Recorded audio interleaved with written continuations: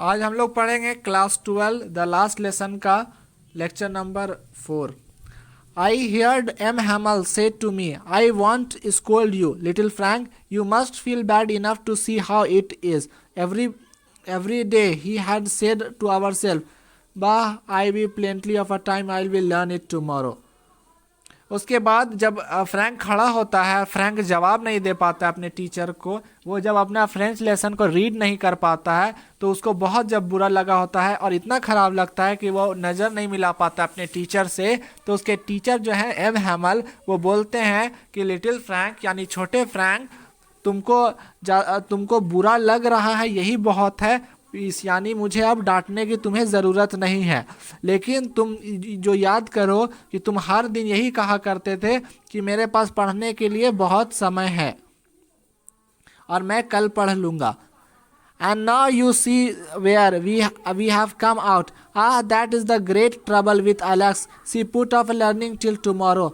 Now this fellow out there will have a right to say to you, how is it? You pretend to be Frenchman and yet you can neither speak nor write your own language. But you are not the worst, poor little Frank. We have all a great deal to reproach ourselves with. उसके बाद उसके teacher बोलते हैं कि M हैमल उसके teacher जो है Frank को बोलते हैं कि देखो फ्रैंक, हमको पता है कि तुमको बहुत बुरा लग रहा है और तुम जो हो खुद को एक समझते हो कि तुम एक कंप्लीट फ्रेंच मैन हो, लेकिन तुम जो हो तुमको फ्रेंच ना ही लिखना आता है ना ही बोलना आता है। उसके बाद फिर बोलते हैं एम हैमल फ्रैंक को कि फ्रैंक, तुम जो हो, लेकिन अब तुम्हें भले ही ना आता हो लेकिन तुम उतने भी बुरे नहीं हो। Your parents were not anxious enough to have you learn. They prefer to you put you work on the farm as the meat. उसके बाद एम हैमल बोलते हैं कि देखो फ्रैंक, इसमें तुम्हारी भी वैसी गलती नहीं है, क्योंकि तुम्हारे पिता और तुम्हारे माँ जो है तो तुमको एक समय की खाने के इंतज़ाम के वजह से तुमको काम पे भेजा करती थी। So as you have a little more money as I have been blame also. I have not often sent you to water for my flower instead of learning you lesson. And when I wanted to go fishing, and did I not just give you a holiday?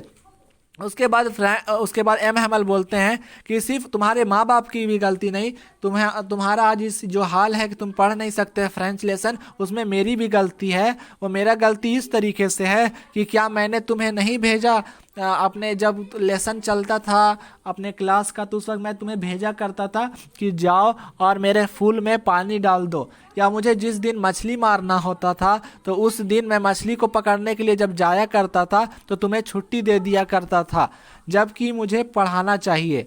तो यानी M हैमल जो बोलते हैं कि Frank का ऐसा हालत है उसके पढ़ाई में, तो उसके बाद उसके ज़िम्मेदार सिर्फ फ्रैंक खुद नहीं है, उसके टीचर भी हैं और उसके टीचर खुद हैं और उसके माता पिता भी हैं।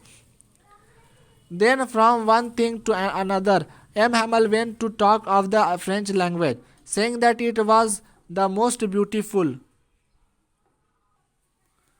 Language in the world, the clearest, the most logical.